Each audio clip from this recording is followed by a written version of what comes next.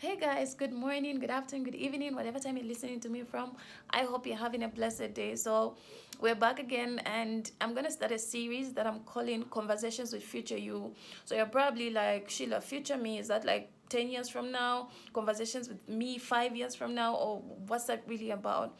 Well, it could apply to you at any moment. Maybe it's the next minute, the next second, the next month, the next 5 years, the next 10 years, whatever it is. But I feel like we need to have conversations with future you, because we have a great future ahead of us. And honestly, the only way that it's going to be a great future is if we're able to deal with certain things at this level. So if, let's say for instance, in the next 5-10 years your country is experiencing some serious drought or floods and there is no food, what would future you have had said to the current you right now? Because if I was future you, I'd then ask you like, okay, if you really knew the country was gonna have these issues, why didn't you prepare for me then? Why didn't you put this and this in place? If you knew that you had issues with your mother, um, 5 years ago, why didn't you deal with it then? So we are going to be going on a series that I feel like is really important, because we need to have some serious conversations here just to invest in future you. We are going to talk about certain things that if we don't change now, future you is going to suffer. So for starters, I wanted us to talk about your circle. um I think some months ago I talked about how it's important to invest in your circle, how it's important to see who's in your circle, know the people that you're bringing into your circle and all of that. But then something new dawned on me about the circle that I feel like is very important. I was having a conversation with somebody the other day, and the person, I think I was telling them about the book or something, and the first question they asked me is which church do you go to? So the moment I mentioned the church, the person was like, no, I can't buy the book because it's not really the place I'm coming from.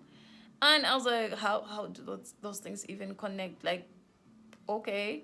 Then it goes like, no, because it's better to buy something from the people that I know, so that I'm supporting them, and also from within the places I'm coming from, because they probably know what I know, so that we grow together and all of that. And I felt like, oh my gosh, like that is definitely limiting future you, because I feel like it's very important that you look around your circle, but it's also quite important that if your circle does not have what you need in that season, it's important that you go yonder.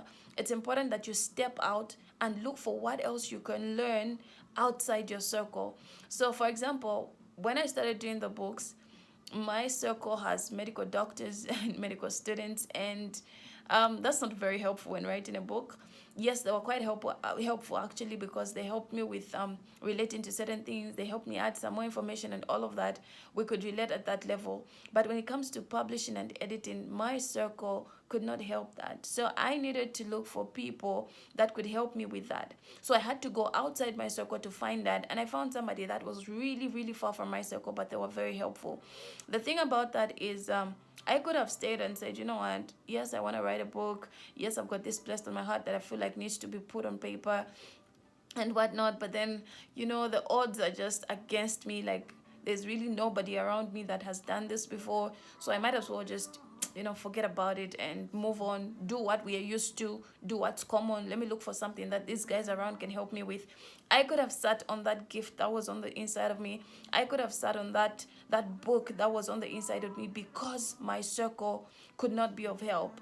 And I think that that's what most of us are doing. We are limiting our growth, we are limiting our productivity, we are limiting our purpose to our circle. Yes, your circle could help to an extent, but in the instance that you find that your circle doesn't have what you're looking for, what do you do then?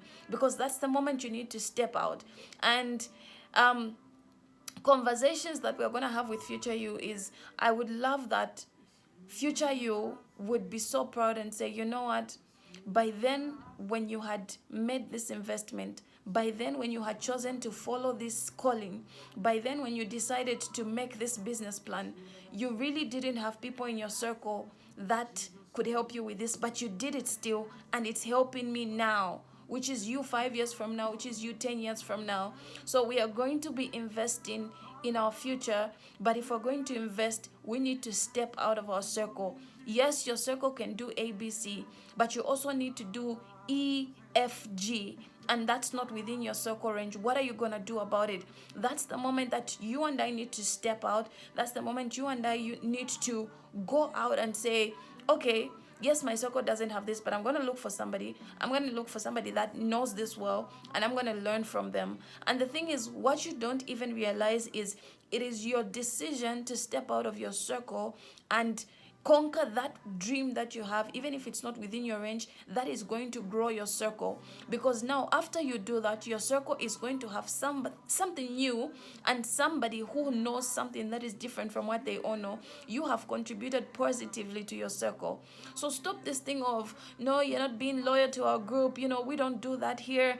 No, if even if we don't do it here, if it's something that is positive and is going to help us in the future, we are going to start doing it now. And that's what I want us to work on this 2022.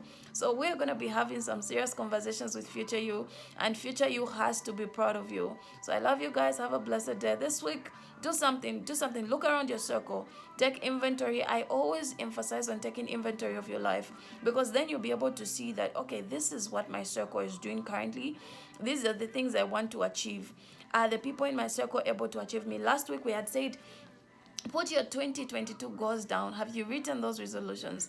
If you look at your resolutions and your circle, are those two directly proportional? If they're inversely proportional, that's still fine. Look for people that can help you with that. It doesn't mean that now you're going to stop being friends to your circle. No, I'm just saying that it's going to improve you. It's going to improve your capacity. It's going to improve your knowledge on that matter. So don't limit yourself this 2022. Have a blessed week. I love you guys.